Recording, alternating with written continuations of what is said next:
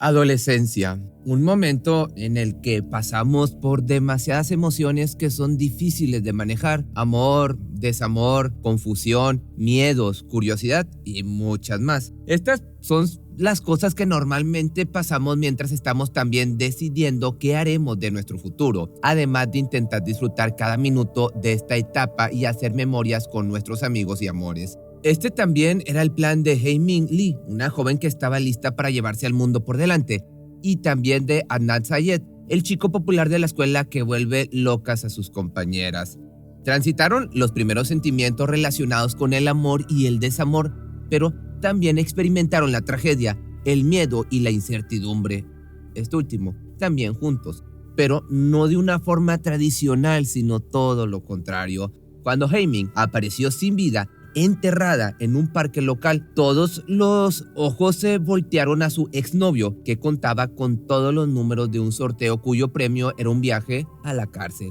Pero, ¿de verdad era culpable? ¿Qué tan certera fue la investigación? Y principalmente, ¿por qué tantas personas estaban dispuestas a no dejar morir el caso? Todas estas incógnitas las revisaremos el día de hoy. Hae-min Lee nació en Corea del Sur el 15 de octubre de 1980, pero emigró en 1992 junto a su madre Jong Kim y su hermano Jong Lee a Baltimore, Estados Unidos, cuando ella tenía 12 años, para vivir con sus abuelos. Al ser una familia de inmigrantes, en la misma casa vivía la joven con su madre y hermanos, sus abuelos, un tío y dos primos menores. Eso también pudo ser una causa de dificultad para ella misma de aprender inglés, pero se desempeñaba muy bien en la escuela. Era muy inteligente y participaba en muchos deportes extracurriculares dentro de la institución. Era muy popular, tenía una personalidad muy extrovertida y se le hacía fácil hacer amigos. Además, tenía tiempo para tener un trabajo de medio tiempo, por lo que era bastante independiente por sí misma. También hizo una pasantía para la profesora de francés en su escuela, Hope Sharp, quien la describió como una buena estudiante y alguien a quien se sentía cercana. La recordó como una alumna responsable que llegaba puntual todas las mañanas y se quedaba 1 hora y media trabajando con ella. El cariño que le tenía hacía considerarla como si fuera una hija. Como toda adolescente, mantenía su diario íntimo al día, expresando todas sus emociones, sus problemas y sus curiosidades. Este diario es posiblemente el único registro de su vida, el cual sería de mucha ayuda a la hora de investigar su desaparición. En sus escritos se puede notar que Hae-min era una joven artística y cada entrada en él se sentía como si le estuviese hablando a una audiencia. En resumen, entre las cosas que escribía había mucho amor, y una de las primeras personas que se mencionan con respecto a esto era Adnan Syed. Él era uno de los chicos populares de la escuela, tal como Hae-min. Tenía buenas notas en la escuela, tenía muchos amigos y también era parte de los equipos de deportes escolares. El chico era hijo de padres pakistaníes, pero nacido en Estados Unidos. Tanto él como su familia practicaban la religión musulmana. A pesar de que a sus padres no les agradaba la idea de que su hijo saliera con chicas debido a esto, él continuaba viviendo su vida de la manera más normal posible. Salía con chicas, se juntaba con sus amigos y de vez en cuando rompía alguna que otra regla. Adnan y Hae-min comenzaron su especie de relación de una forma similar a una película romántica. Luego de intercambiar notas románticas, la invitó al baile de graduación, en el que gracias a su nivel de popularidad terminó consagrándose como el príncipe de la graduación. En la fiesta, la pareja tuvo su primer beso. Esto fue tan importante que logró un lugar en el diario de la mujer. Algo así, como te decía, típico de una película americana.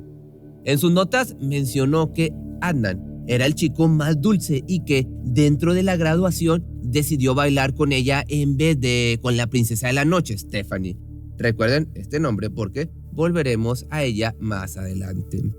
Ella, de igual manera, continuó escribiendo largos párrafos dedicados a su entonces novio, con los sentimientos dignos de su primer amor. Claro, por supuesto, durante entonces el corto tiempo que duró la relación fue intensa. Adnan le regalaba rosas, le dejaba notas en el casillero y a medida que avanzaba el tiempo empezaron a encontrarse a escondidas de su familia y visitaban moteles. Esta relación llegó a su fin en diciembre del año de 1998, ya que el hecho de tener que ocultarse de sus familias empezó a pesar en los hombros de ambos.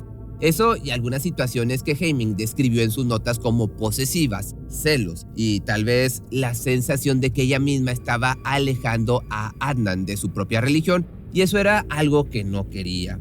En su diario escribe que si bien ella lo amaba, no lo necesitaba. Esto se puede deber a que, como te platiqué anteriormente, Heming era una persona muy independiente y a pesar de enamorarse fuertemente, no consideraba que las relaciones tuvieran que interponerse con sus asuntos personales. Cuando se estaban separando, comenzó a desarrollar sentimientos por su compañero de trabajo, Don Kleindis, de 22 años. Hay había mencionado en reiteradas ocasiones en su diario que Don era una persona muy amable, respetuosa y que habían tenido la posibilidad de salir en algunas ocasiones y que eso la hizo sentir que estaba enamorada rápidamente de él.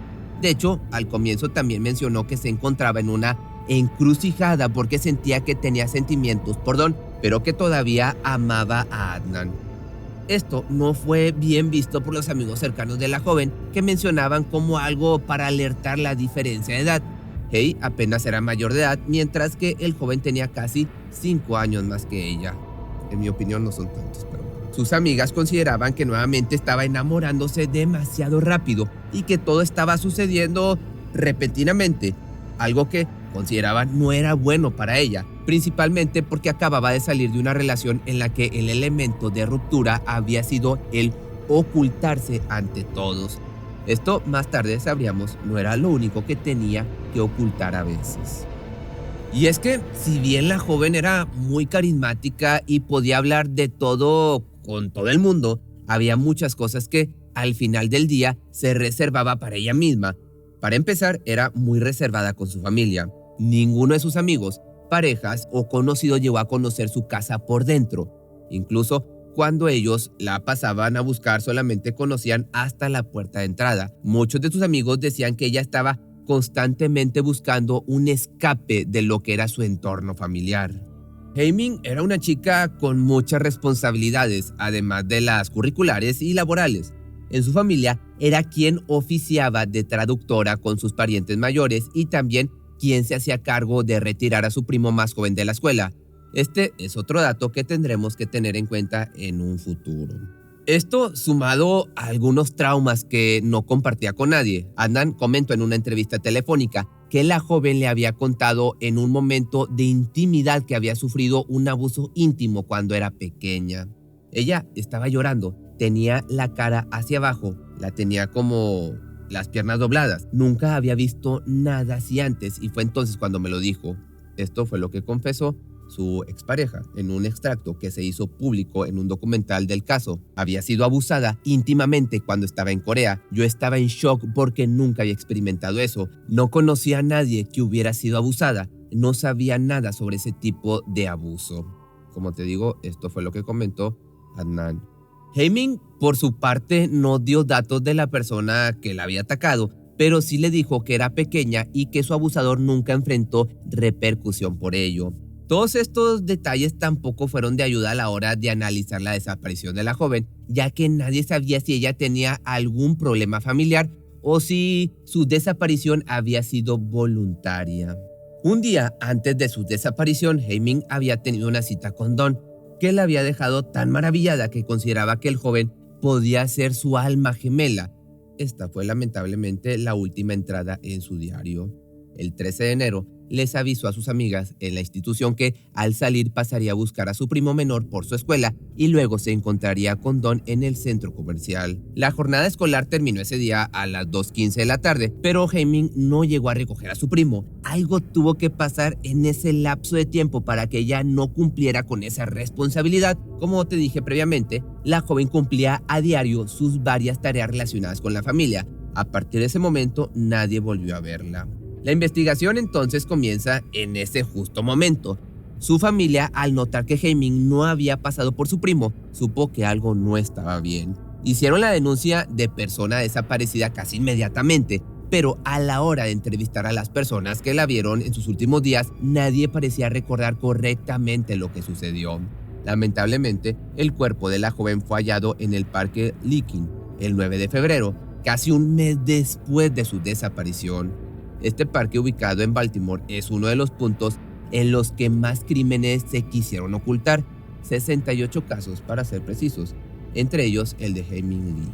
El macabro hallazgo fue hecho por uno de los trabajadores de mantenimiento del parque, quien dijo que la encontró cuando estaba yendo a orinar cerca de un árbol, a mi arbolito, y apenas vio algo que pareció ser un cuerpo, pues llamó a la policía.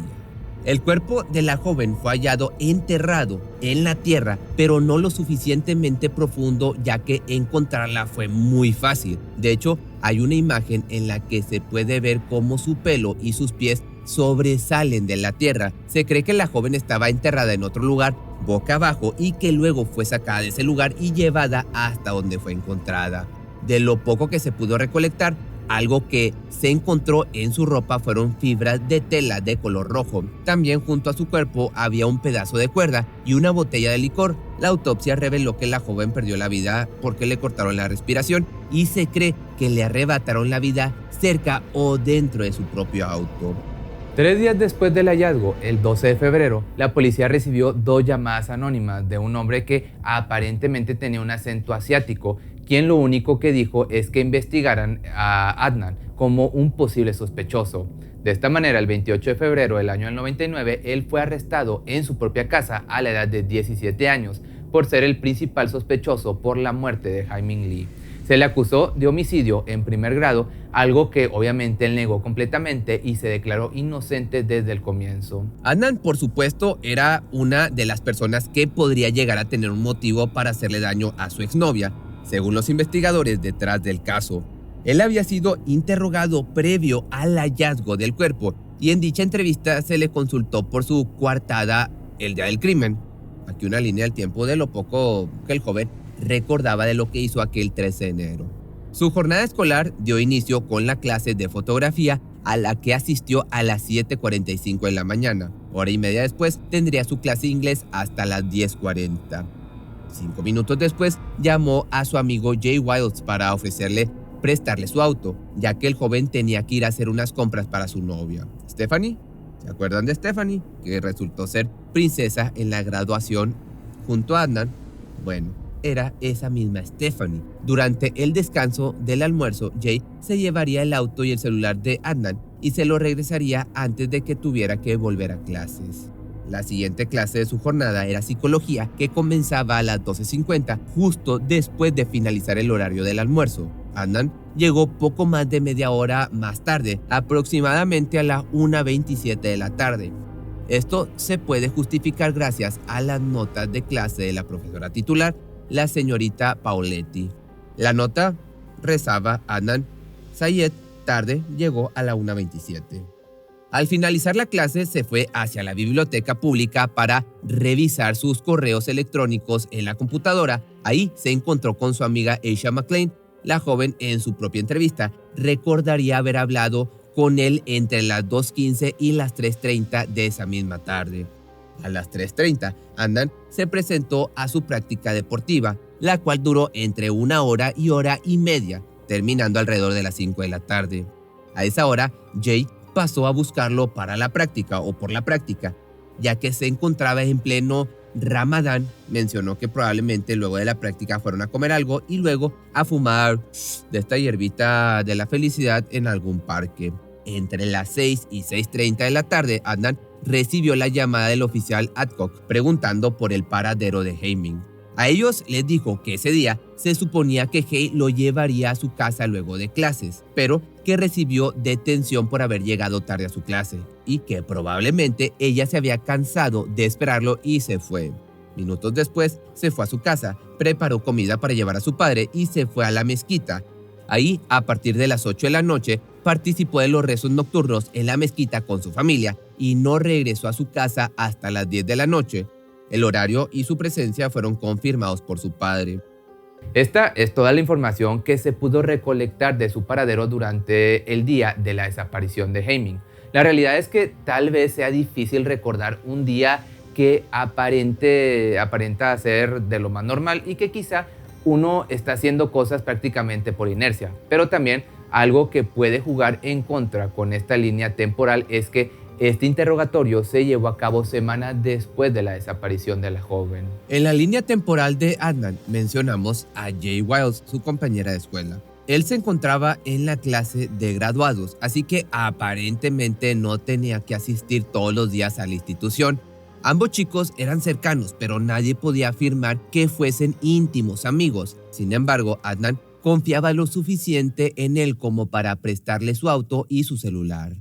Al momento de interrogar a Jay, su coartada sobre los hechos que se dieron el día de la desaparición de Jay cambia en muchos aspectos. De nuevo, no sabemos si es por el tiempo que pasó o si con su coartada estamos intentando ocultar algo. A medida que avancemos en el caso, podremos notar momentos en los que su declaración nos hace creer que se está adaptando a lo que sabían los policías. En la primera entrevista de la policía, Jay cuenta que a las 10:45 recibió una llamada de Adnan, quien luego llegó a su casa y ahí le cuenta que está planeando arrebatarle la vida a Jay. Aparentemente venía planeando esto semanas atrás. Ahí es cuando Adnan le presta a Jay su auto y su celular. Luego, este último deja a su amigo en la escuela y se dirige a la casa de una amiga, Jen, aproximadamente a las 12:35.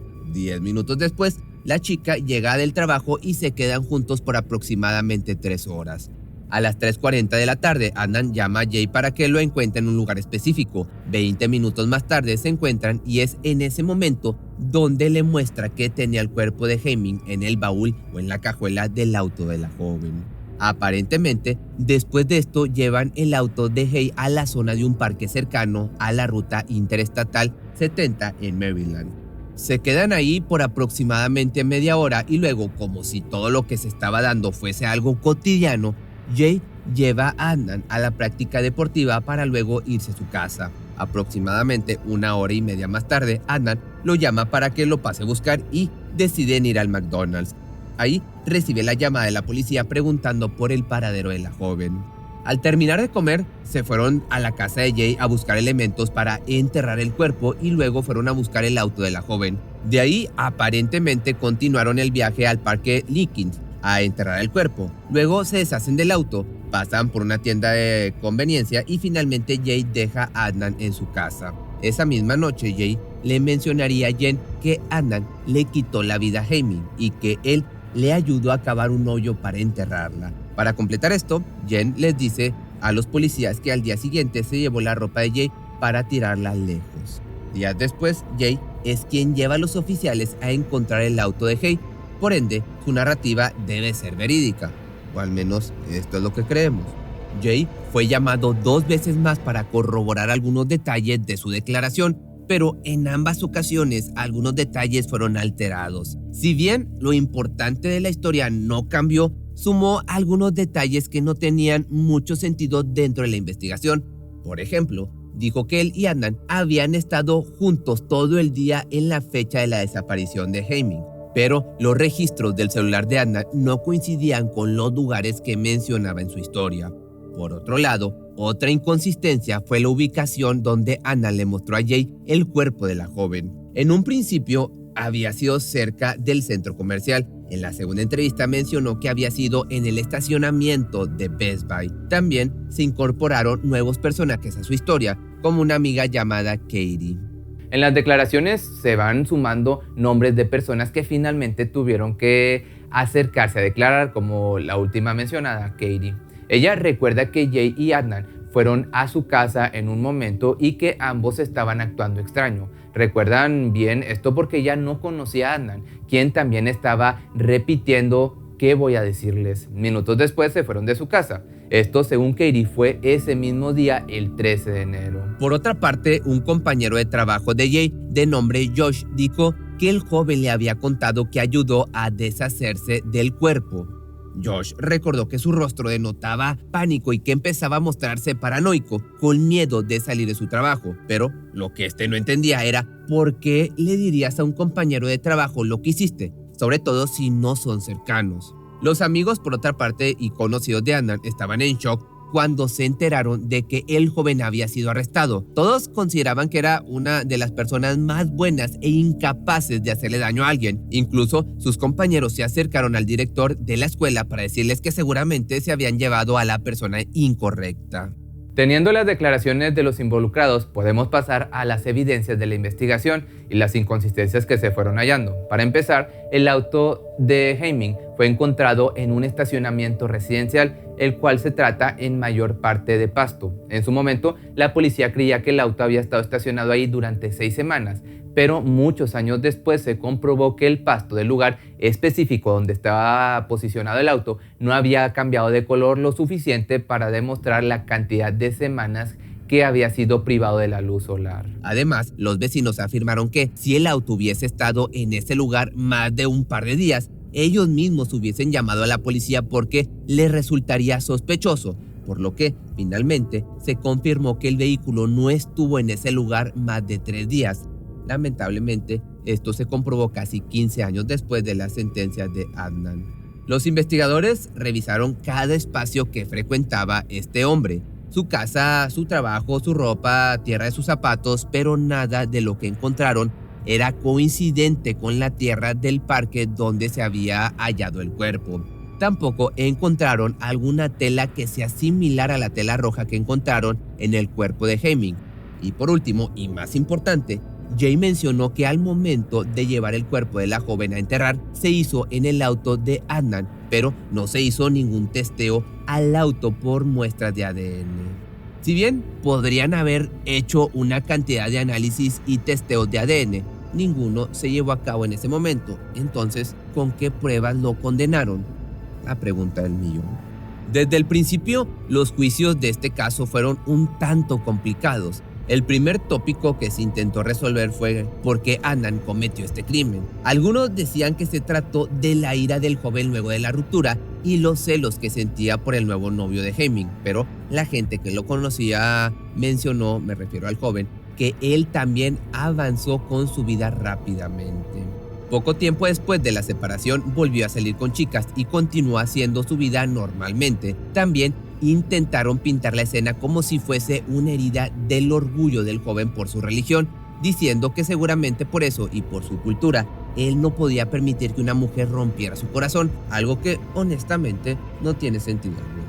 Más allá de esto, no había evidencias físicas que vincularan a Adnan por el crimen, más que los testimonios de las personas que ya te conté. En primera instancia, la familia de Sayed contrató como abogada defensora a Cristina Gutiérrez, pero durante este primer juicio, el jurado oyó una disputa entre la abogada y el juez que presidía el tribunal, en la que éste la llamó mentirosa. Después de enterarse de que el jurado estaba al tanto de esto, el juez terminó declarando el juicio como nulo.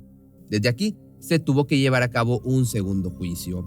Por otra parte, la familia del acusado estaba segura de que su religión estaba jugando en contra para la libertad del joven y lo confirmaron cuando la fiscalía argumentó que Adnan tenía mucho apoyo de su comunidad y que, de quedar libre, dicha comunidad lo ayudaría a escapar del país. Esta segunda instancia duró 6 semanas y finalizó con Sayed declarado culpable de homicidio en primer grado, secuestro, encarcelamiento falso y robo el 25 de febrero del año 2000. Esto hizo que el joven sea sentenciado a cadena perpetua más de 30 años extra.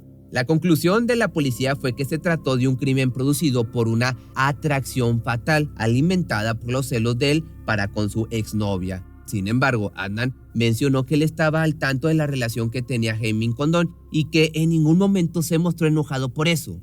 En 2012, Adnan apeló su caso basado en asistencia inadecuada del consejo porque la abogada no llamó como testigos a Aisha McLean, pero esta apelación fue negada.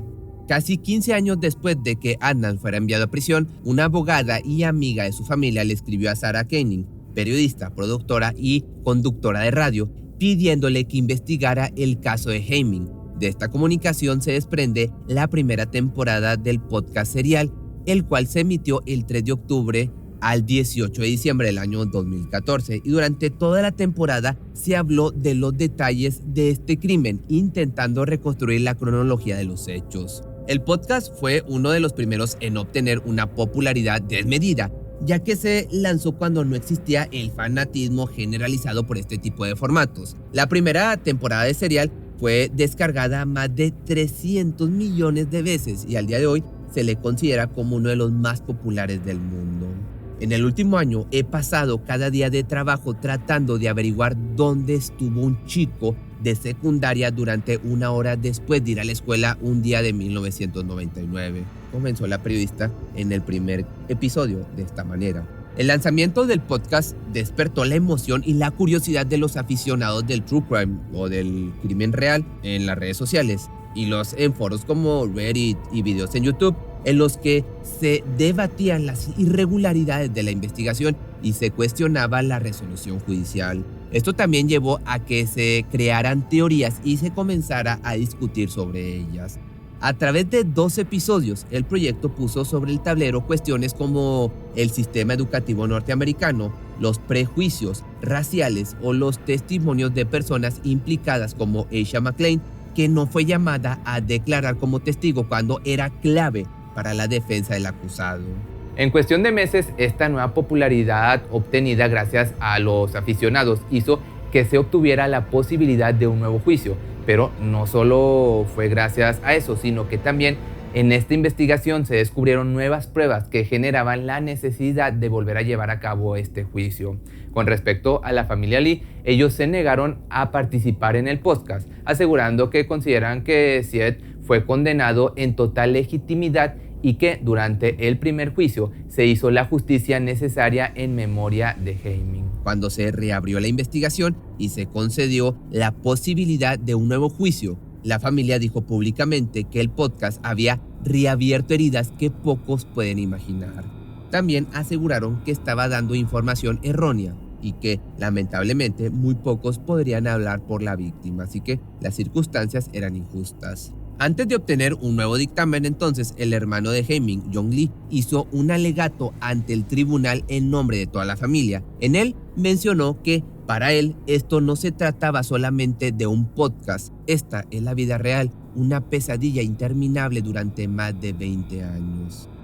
En el año 2016, Adnan ganó la posibilidad de un nuevo juicio. Antes de la fiscalía le ofreció a Adnan llegar a un acuerdo, pero esto significaba que el hombre tenía que declararse culpable. En caso de no aceptarlo, podía pasar el resto de su vida en la cárcel. Él no aceptó y fue a juicio directamente. En el año 2019 se le negó el juicio. Con 40 años, habiendo pasado más de la mitad de su vida en la cárcel, finalmente se le dio la posibilidad de hacer un nuevo examen con la esperanza de que se encuentre más información que pueda cambiar el curso de la investigación. En el año 2022 se le levantaron los cargos. Esto se debió a que finalmente hicieron un testeo de ADN y confirmaron que no existía ADN de Adnan en el cuerpo de Heiming, ni en sus uñas, ni en ninguna otra parte. Y no solo eso, sino que tampoco se encontró el ADN de otra persona en el cuerpo de la joven. El único rastro que se encontró en la zona estaba en la cuerda que estaba posicionada cerca del cuerpo cuando fue hallado. Pero este ADN era de una persona no registrada por la policía, por lo que se trataba de alguien que no tuvo nunca un encuentro con la ley. Con la anulación de la condena de este chico o de este ya señor, los fiscales tenían los siguientes 30 días para decidir si iniciaban un nuevo juicio o retiraban los cargos en su contra. Finalmente, la segunda opción fue la elegida. Para justificar esta acción, aseguraron que habían identificado a 2 posibles sospechosos alternativos, pero ninguno fue mencionado en el caso. Por otra parte, de la defensa de Syed, se dijo que finalmente se hizo justicia. La fiscal Mosby, que trabajó en el caso como parte de la defensa de Adnan, añadió que su oficina continuará trabajando para procesar a cualquier persona que sea responsable por la muerte de Heiming, y también se disculpó con ambas familias, luego de asegurar que el acusado pasó 23 años tras las rejas por un crimen que no cometió. Mientras la investigación contra Adnan se llevaba a cabo, la policía jamás tomó en consideración investigar a la entonces pareja de la joven, a Dawn. Dawn tenía coartada que estaba en el trabajo donde supuestamente había quedado con Heiming. El único problema con esta coartada es que la única persona que la puede confirmar es su jefa, que también es su madre. En una entrevista para un documental, este hombre, Dawn, confirmó que a los 23 años quedó discapacitado y no puede volver a trabajar. Confesó que sabe que no llegará a pasar de los 50 años, ya que su enfermedad es progresiva. ahora con 42 años, dijo que solamente quiere pasar el resto de sus años cuidando de su esposa e hijos y que no le preocupa saber si la policía o la gente creen o no en su coartada. Existe una teoría difícil de comprobar en la actualidad, pero no imposible de acomodar a este crimen, y es el hecho de que existió un matón en serie que fue liberado de prisión apenas 13 días antes de la desaparición de esta chica. Este personaje llevaba el nombre de Robert y también le había quitado la vida a una mujer asiática meses después de salir en libertad. Lamentablemente falleció años atrás, pero existe una leve posibilidad de que el ADN encontrado en la cuerda coincida con él. Por otra parte, Jay decidió no formar parte ni del podcast, pero dio una sola entrevista con un medio en línea. Según él, lo hace para proteger a su familia. Ahora está casado y tiene hijos, y su participación en este caso es algo que hizo que muchas personas se acercaran a su casa sin su consentimiento e incluso que molestaran a su familia. Esto no lo hizo sentir cómodo, por lo que quiso mantenerse lejos del ojo público. La pregunta a la que todos le buscan respuesta es por qué su testimonio era inconsistente. Según él, no quería cumplir completamente con la policía porque sabía que eso haría que sus amigos estuviesen involucrados en el caso. Aparentemente, había visto el cuerpo cerca de la casa de su abuela y no quería decir eso para que la policía llegara a investigar la casa, ya que él tenía plantas de esta hierba de la felicidad en este lugar. Su declaración entonces intentó proteger a la mayor cantidad de personas posibles. Cuando la policía le aseguró que su posesión de plantas no afectaría su destino, entonces fue completamente honesto con su recolección de los hechos. También dijo que, de ser necesario, podía presentarse a dar un nuevo testimonio, pero que solo lo haría por la familia de Heiming. Para él, este caso no es entretenimiento, sino un momento oscuro en su vida. La entrevista es de 3 partes y en ella también aseguró que él no fue la persona que hizo la llamada anónima para delatar a Adnan, pero que consideraba que la persona que hizo esa llamada podía ser un líder espiritual de la mezquita a la que el joven asistía con su familia. De igual manera, habló de la vergüenza que sintió luego de confesar que ayudó a ocultar el cuerpo de Heiming. Incluso mencionó que afectó su salud mental al punto de llegar a pensar en quitarse la vida. Confesar su participación en el crimen hizo que esa carga se aliviara un poco. Todo esto, entre otros detalles generales del caso que hizo. Si bien Adnan fue dejado en libertad, esta pesadilla no terminó para él. La familia de Heiming Lee presentó un recurso para que la anulación quede, valga la redundancia, anulada y la condena se restituya. ¿Por qué? Porque la jueza que decidió anular la condena del hombre y dejarlo en libertad no le avisó a la familia de la víctima con suficiente antelación que esto estaba pactado. Según los jueces, el tribunal no proporcionó al señor Lee los derechos que deben reconocerse a una víctima o a un representante de la víctima, de conformidad con las disposiciones constitucionales aplicables y la ley de Maryland. En consecuencia, anularemos la sentencia del Tribunal de Circuito y la devolveremos para que se lleven a cabo nuevos procedimientos de conformidad con la presente sentencia. Como te das cuenta, la ley de Maryland otorga a las víctimas el derecho a ser notificadas previamente de tales audiencias, y ese derecho fue violado en el caso del hermano de Heiming Lee, según la sentencia.